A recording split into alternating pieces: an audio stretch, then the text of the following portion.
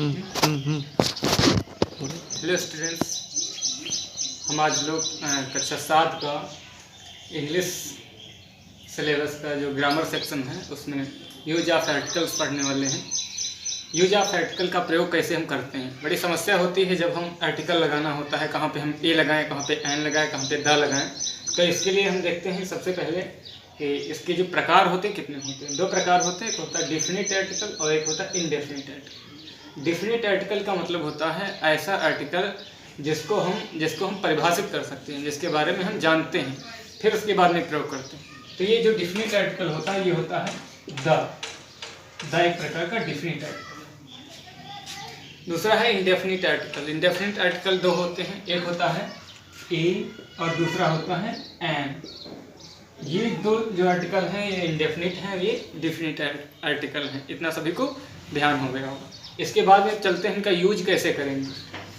तो देखिए, सबसे पहले हम ए और एन का यूज समझते हैं, कहाँ पे ए का यूज और कहाँ पे एन का यूज करते हैं। इनका प्रयोग सामान्यतः हम वाक्य में जब कोई भी नाउन होता है, नाउन की विशेषता को बताने के लिए एज एडजेक्टिव का प्रयोग किया, एज ए एडजेक्टिव से इनका प्रयोग किया जाता है। जैसे कोई भी नाउन लिखा है, यहाँ पे जैसे मैंने लिखा है पियन, मैंने लिखा पियन, तो पियन के पहले हमको आर्टिकल लगाना है। तो यहाँ पे हम क्या लगाएं, ए लगाएं या फिर एन लगाएं। तो इसको समझने के लिए दोनों में से क्या लगाना है, इसको समझने के लिए एक नियम है, उसको ध्यानपूर्वक समझना है।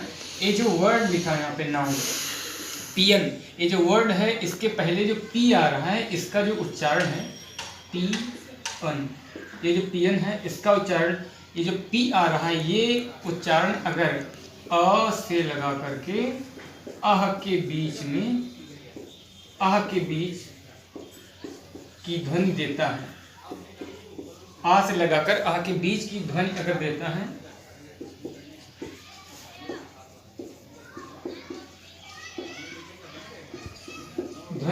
तो वहां पे हम एन का प्रयोग करेंगे। ये जो पियन है, पियन को जब बोलेंगे तो उसके पहले जो पी आ रहा है इसका उच्चारण अगर आ से आ के बीच में है तो हम वहां पे एन का प्रयोग करेंगे। लेकिन इसमें तो आ ही नहीं रहा। एक हम और वर्ड लेते हैं, जैसे यहाँ पे लिखते हैं ऑरेंज, इसको आप लोग पढ़ते हैं इससे ऑरेंज, ऑरेंज ऐसे पढ़ते हैं। अब इसका देखिए पहला वाला जो उच्चारण है प्रोनाउंसिएशन इसका आ से लगाकर आ के बीच में हो रहा है और आ से आ के बीच में हो रहा है। तो इसके पहले जब हम आर्टिकल का यूज करेंगे तो वहाँ पे हम एन लगा देंगे। अगर यहाँ पे ये जहाँ पे ऑरेंज आ रहा था वहाँ पे पीएन में पी आ रहा है, इसलिए यहाँ पे ए लगेगा, यहाँ पे एन नहीं लगेगा। तो इतना क्लियर हो गया होगा। थोड़ा और आगे बढ़ते हैं। कुछ बच्चों ने पढ़ा होता है कि यहाँ पे जो शुरुआत में ए ई आई ओ यू से स्टार्टिंग होती है तो वहाँ पे हम एन का प्रयोग करते हैं, लेकिन ये नियम यहाँ से बदल जाता है थोड़ा सा। जैसे यहाँ पे उदाहरण एक और लिखा है, जैसे लिखा है E U R O P E, European. ये यूरोपियन जो वर्ड लिखा है इसके पहले आर्टिकल अगर लगाना है तो वहाँ पे हम क्या लगाएंगे। तो वो जो नियम कह रहा है ए ई आई ओ यू, उसके पहले अगर हम लगाते हैं तो वहाँ पे एन आना चाहिए। लेकिन इसका जो उच्चारण है तो हम इसका उच्चारण ऐसे करते हैं यूरोपियन, यूरोपियन। ये यू जो आ रहा है ये अ और आ के बीच में ना होकर के का से स्रा के बीच में आ रहा है इसकी ध्वनि, इसलिए यहाँ पे एन नहीं लगेगा बल्कि ए लगेगा। ठीक, इस प्रकार से इसका प्रयोग करते हैं। और भी कई एग्जाम्पल हैं, जैसे हम लिखते हैं यहाँ पे यूनिवर्सिटी, यूनिवर्सिटी। तो जो यूनिवर्सिटी है ये भी उसी प्रकार से आ रहा है तो इसके पहले भी ए ही आएगा। एक और उदाहरण उसका है जहाँ पे लिखा होता है एम ए, इसके पहले लगाएंगे अगर हम तो क्या लगाएंगे एम ए, इसकी आवाज आ रही एम ए।